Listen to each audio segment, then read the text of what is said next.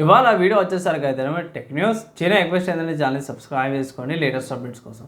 First చూసుకుంటే మాత్రమే Redmi వాళ్ళు అనమాట. సో రెడ్మీ వాళ్ళు రెడ్మీ A7 సిరీస్కి స్మార్ట్ ఫోన్ సంబంధించిన లాంచ్ అయితే చేసిరు. సో ఇది బడ్జెట్ అనాలా ఏమన్నా నాకు అర్థం కాలేదు, కానీ ఫస్ట్ అయితే మోడల్ చూసుకోండి. సో రెడ్మీ వాళ్ళు A7 Pro 4G smart phone release చేశారు and also A7 4G smart phone రెండు కూడా లాంచ్ చేసి యూనిఎస్ఎస్ఏ ప్రాసెసర్ మీద రన్ అవుతున్నాయి. ఒకటి వచ్చేసరికి 11,500 ఉంది A7 Pro variant, non pro A7 వచ్చేసరికి అయితేనేమో 10,500 ఉందన్నమాట. ర్యామ్ అండ్ స్టోరేజ్ విషయం కోసం మాత్రమే మీరు షాక్ అవుతారు. ఒకసారి డెడికేటెడ్ వీడియో చూసిన ఆ వీడియో ఒకసారి చెక్ చేయండి.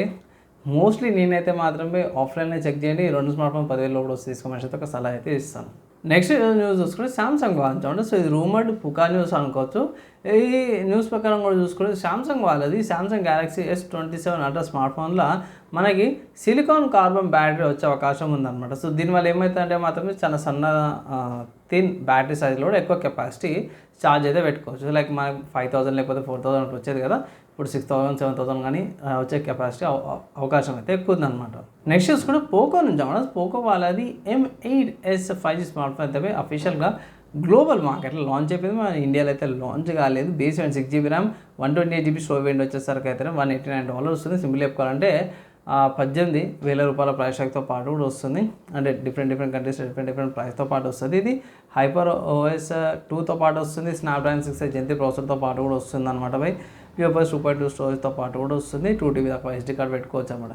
ఇండియన్ మార్కెట్లో లాంచ్ కాగానే సపరేట్గా డెడికేటెడ్ వీడియోస్ అండ్ న్యూస్లో అప్డేట్ అయితే చేస్తారు. ఫీడ్ అయితే చేయండి స్మార్ట్ ఫోన్ గురించి. నెక్స్ట్ చూసుకుంటే వివో నుంచి అనమాట. సో ఇది ఒక షాక్ అనిపించింది. సో వివో వాళ్ళ స్మార్ట్ ఫోన్స్లో ప్రైస్ ఇంక్రీజ్ కాబోతుంది అంటే ఏ స్మార్ట్ ఫోన్స్ అంటే ఫస్ట్ చూసుకుంటే వివో వాళ్ళ T5X, Vivo V70, Vivo Y31 5G smart ఫోన్కి సంబంధించిన దగ్గర 4,000 దాకా కూడా ప్రైస్ ఇంక్రీజ్ అయింది అనేసి అయితే మెన్షన్ చేస్తున్నారన్నమాట. సో ఇక్కడ కొన్ని ఇట్లా ₹1,000 నుంచి 4,000 దాకా స్మార్ట్ ఫోన్ని బట్టి ఫీచర్స్ని బట్టి వాళ్ళ ఏమంటారు కెపాసిటీని బట్టి కూడా 1,000 నుంచి 4,000 మధ్యలో ప్రైస్ ఇంక్రీజ్ అయింది అనేసి అయితే ఒక అప్డేట్ అయితే వచ్చింది. నెక్స్ట్ చూసుకుంటే మోటరోలా వాళ్ళు చెప్పడం Motorola Razr and Motorola Razr plus ఏవైతే 2026 మోడల్స్ ఏవైతే ఉన్నాయో ఆ అప్డేట్ ప్రకారం చూసుకుంటే నార్త్ అమెరికాలో మే 21st 2026 అయితే లాంచ్ అవుతుంది అనేసి అయితే అంటారు. ఇక్కడ ప్రైస్ గురించి అయితే ఏం విషయం లేదు, కానీ $7,800 అనేసి అయితే మెన్షన్ చేశారు అన్నమాట.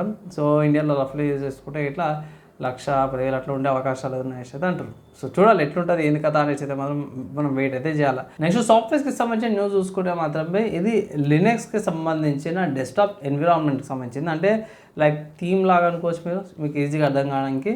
సో ఇది LXQT అనమాట డెస్క్టాప్ ఎన్విరాన్మెంట్ పేరు. మీరు XFC ఉంటుంది, గ్నోమ్ ఉంటుంది, సినిమన్ ఉంటుంది, యూనిటీ ఉంటుంది, చాలా డెస్క్టాప్ ఎన్విరాన్మెంట్స్ ఉంటాయి. దాంట్లో ఇది ఒకటి. దీంట్లో 2.4 రిలీజ్ అప్డేట్ తీసుకొచ్చి దీంట్లో బెటర్గా వేలాండ్ సపోర్ట్ తీసుకొచ్చారన్నమాట. వేలాండ్ అది ఏమంటారు డిస్ప్లే సపోర్ట్ చేస్తుంది. ఇంతకుముందు ఎక్సార్గ్ ఉంటే దాని రీప్లేస్ వేలాండ్ వచ్చింది. సో వేలాండ్ సపోర్ట్ కూడా తీసుకొచ్చారు. కొత్త పవర్ మేనేజ్మెంట్ సెట్టింగ్స్ అవన్నీ కూడా తీసుకొచ్చారు అన్నమాట. నాకైతే ఇంకొంచెం బెటర్ ఆప్టిమైజ్డ్ అనిపించింది. పాత హార్డ్వేర్స్ ఉన్నా లేకపోతే డ్యూయల్ కోర్ ప్రాసెసర్లు ఉన్నా సరే ఈ డెస్క్టాప్ ఎన్విరాన్మెంట్ చాలా స్మూత్గా రన్ అవుతుంది అన్నమాట. నెక్స్ట్ హార్డ్వేర్కి సంబంధించిన న్యూస్ చూసుకుంటే మాత్రమే ర్యామ్స్కి సంబంధించి స్పెసిఫిక్ DDR5 ర్యామ్స్కి సంబంధించింది. ఇక్కడ నేను ఈ న్యూస్ లాస్ట్ వీక్ కూడా మెన్షన్ చేసినాను. కొత్త ర్యామ్స్ వస్తున్నాయి, హ్యూడిమ్ ర్యామ్స్ అని. దీంట్లో సింగిల్ ఛానల్ ఉంటుంది అనేసి అయితే అన్నారు కదా. సో దీంట్లో ఆసూస్ వాళ్ళ బయోస్ చెకింగ్ దాని ప్రకారం కూడా చూసుకుంటే 50% బ్యాండ్విత్ లాస్ వస్తుందంట. కానీ వీళ్ళు ఏమంటారంటే మీరు 8GB 16GB అట్లా కాకుండా ఈ ర్యామ్ యూజ్ చేసే ఇట్లా 8GB 16GB అట్లా పెట్టుకోవచ్చు అనేసి అయితే అంటారు. సో దానివల్ల బ్యాండ్విత్ పర్ఫార్మెన్స్ లాస్ అవుతుంటే ఓవర్డ్ యూటిలైజ్ తీసుకుంటారు సో నా ఒపీనియన్లో ఇలాంటి ర్యామ్స్ జోలికి పోకపోవడమే దూరంగా ఉండడమే నయం అనేసి అయితే నా ఒపీనియన్. నెక్స్ట్ చూసుకుంటే SK హైనిక్స్ నుంచి అన్నమాట. సో SK హైనిక్స్ వాళ్ళు ర్యామ్ తయారు చేస్తే మనకు అంతా తెలిసిందే. సో వీళ్ళు SOCAMM 2 మెమరీస్ని అయితే తయారు చేస్తారు. 192GB ఇంత పొడుగు ఉంటాయి. మధ్యలో స్క్రూస్ పెట్టేస్తే అవి మదర్ బోర్డ్ మీద స్టిక్కర్ అయిపోతాయి. 192GB ర్యామ్స్ ఏవైతే SOCAMM's ర్యామ్ ఇవి ఎన్విడియా వాళ్ళది వేరే రూబిన్ సర్వర్ అయితే next generation AI data centres వాటికి యూజ్ కావడానికి ఇవైతే తీసుకొచ్చిరు అన్నమాట. సో నా ఒపీనియన్లో బెటర్ అంటే మాత్రం కొన్ని సిచ్యువేషన్స్లో బెటరు, కానీ ఇప్పుడున్న పరిస్థితులపై మనకి ఎప్పుడు ప్రైస్ తగ్గుతాయో తెలియదు. కానీ ప్రస్తుతానికి అయితే మాత్రం వీళ్ళు LPDDR5X మాడ్యూల్స్ అనేసి అయితే వీళ్ళు మెన్షన్ చేసినప్పుడు 192GB, ఒక 192, 192 అని ఇంత ఇంత పొడుగు ఉంటుంది. సో అది అనమాట. సో ఒకవేళ మనకు వస్తాయంటే మనకు రాబోయే సర్వర్ సైడ్ ఉంటుంది కాబట్టి. నెక్స్ట్ చూసుకుంటే గేమింగ్కి సంబంధించిన న్యూస్ అన్నమాట. సో గేమింగ్కి సంబంధించిన న్యూస్ చూసుకుంటే మాత్రమే స్టీమ్లో మీకు Borderlands 3 అనే గేమ్ అయితే మంచి డిస్కౌంట్ మీద వస్తుంది. ఇది 299 రూపీస్ వస్తుంది, 300 రూపీస్కి game. One of the good games అంటే స్టోరీ పరంగా అంత ఇంపాక్ట్ఫుల్ అని ఉంటుంది, స్టోరీ డల్ ఉంటుంది, కానీ విజువల్గా missions wise and side missions wise చాలా బాగుంటుంది. స్టోరీ పక్క పెట్టేస్తా కానీ టాస్క్లు కానీ అది ఎన్విరాన్మెంట్ కానీ మెకానిజం కానీ చాలా బాగుంటుంది. నా ఒపీనియన్లో తీసుకోవాల్సింది ఒక రికమెండేషన్ అయితే చేస్తాను.